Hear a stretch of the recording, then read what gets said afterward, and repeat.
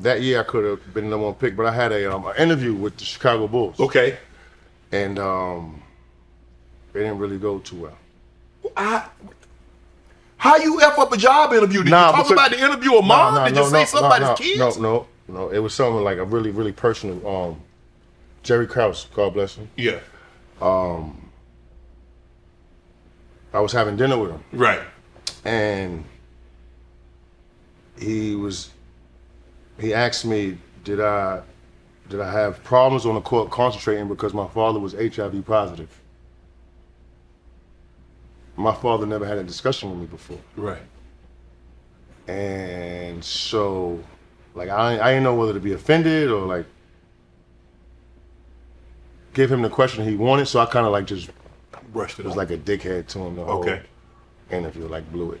Okay. You know what I mean? You lose your mom at a very young age from colon cancer. Mm-hmm. Your dad, I think he's addicted to heroin. Yeah. So he ended up contracting HIV. Yeah. You and your dad never had that discussion. Nah.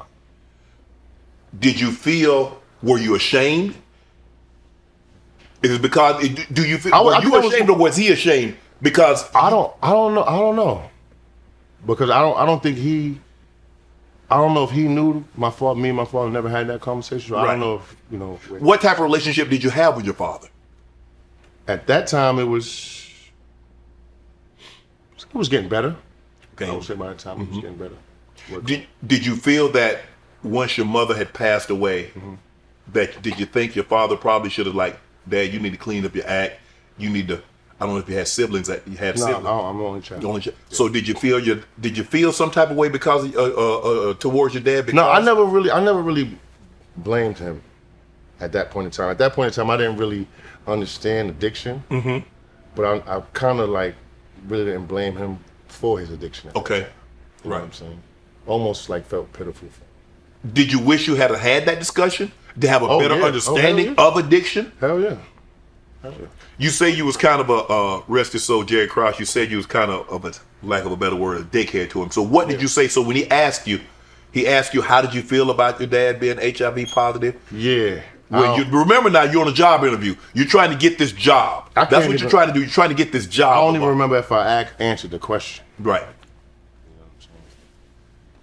Did you feel it was too personal of a question? Yeah. At that time, I had no idea that the NBA was that. They'd ask questions like that. You know what I mean? It was like that involved.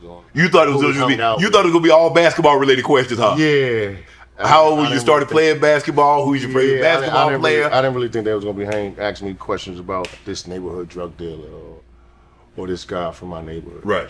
Such shit like that. Did you get like in the NFL they give you what they call the Wonderlic test, which is just standardized test to see your cognitive, see how well you function and they ask questions. Mm-hmm. Do they give you a test like that in the NBA? No. Not that I can remember. It's not like that. I think they more feel like they just know you from recruiting you. Right. So watching you when you're not watching. How well were you prepared to do those interviews? Because like you said, you're going to be a very high draft pick. Yeah. And so obviously you're going to go around to 4 or 5 different teams. Yeah. Were you prepared for some of the questions that they potentially could ask? No, because I didn't know it was. Did you take the process? Did you take it serious? Did you take this process serious? Oh, hell yeah. Hell yeah. You do realize the interview was going to be more than on court.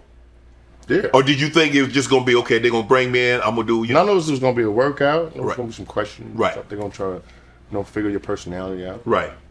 You know what to do. Hit the subscribe button and become an official member of Club Shay Shay, where we do something before 2 something.